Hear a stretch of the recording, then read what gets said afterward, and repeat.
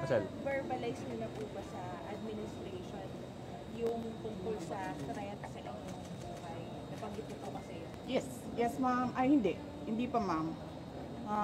Nag-complain ako noon, if you can remember, in the media, and then they dismissed it. Everything is well documented with documents and videos. And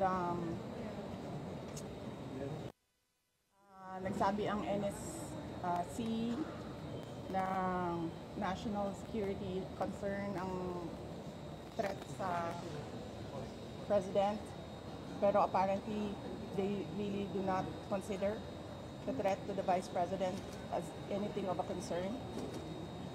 So what kind of country is this? Hindi ba kaparte ng gobyerno ang vice president? Hindi ba ako binoto ng mga tao? Hindi ba ako ang vice president ng buong Pilipinas, ng lahat ng mga Pilipino? Are you taking legal action mo, ma'am, dun sa threat sa inyo? Ma'am, I do not expect fairness from this government. Really, truly. That is the reason why I'm pussyfooting with court cases. We do not expect fairness. Imagine mo, saan ka nakahanap?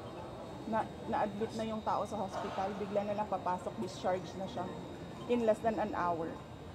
Saan ang hustisya dyan? Saan ang hustisya dito?